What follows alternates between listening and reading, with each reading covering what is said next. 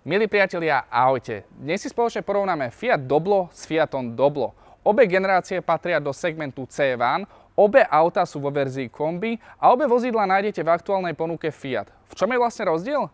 Moje meno je Matúš a vy sledujete Auto Impact.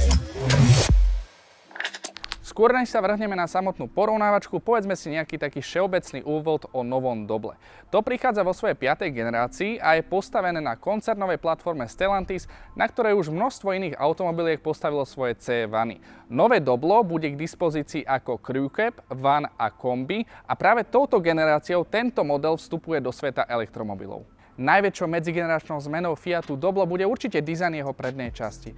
Ten priniesol zmenu v oblasti loga, vymenil klasický odznak Fiat za nápis Fiat a taktiež priniesol aj nový dizajn svetlometov elegantne prepojených chromovou lištou. V prednej časti tiež oceňujeme masívnejšie oplastovanie. Zmeny sa dočkala aj ponuka diskov. V prípade novej generácie máte k dispozícii až 17-palcové hliníkové disky, pričom u predchodcu ste vedeli siahnuť maximálne po 16-kách. Z bočného profilu oceňujeme taktiež masívnejšie oplastovanie pre väčšiu bezpečnosť a horizontálne umiestnené kľúčky pre lepšiu ergonómiu.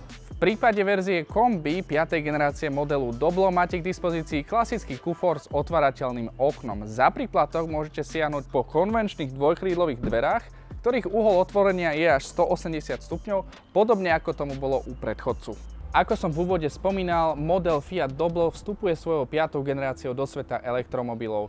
Zo spaľovacej ponuky tu stále nájdeme 1,2 litrový benzín, ten viete spárovať so 6-stupňovou manuálnou prevodovkou a na druhej strane nájdeme 1,5 diesel, ktorý viete mať aj s 8-stupňovou automatickou prevodovkou.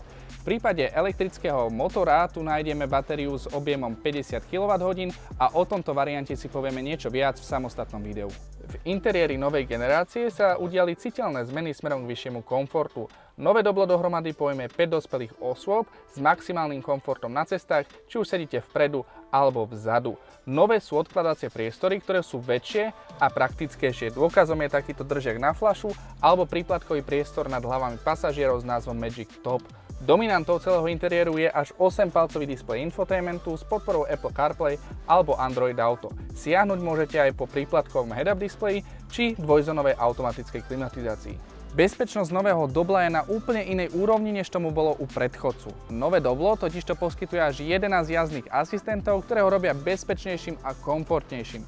Za zmienku určite stojí Lane Assist so zásahom do riadenia, autonómne núdzové brzdenie, sledovanie dopravných značiek a mŕtvého uhla či systém pre stabilitu prívesu. Pre kompletné porovnanie základných bezpečnostných prvkov si teraz zastavte video a tu nájdete 4. generáciu a tu nájdete 5. generáciu. Milí priatelia, nové Doblo je modernejšie, komfortnejšie, no najmä bezpečnejšie ako jeho predchodca. Obe generácie sú v aktuálnej ponuke Fiat a nájdete ich aj v našej ponuke Auto Impact. Navštívte nás v Bratislave alebo Trnave, kde sa o vás postará tím profesionálov a určite vám poradí. Prajem vám pekný deň a vidíme sa opäť na budúce.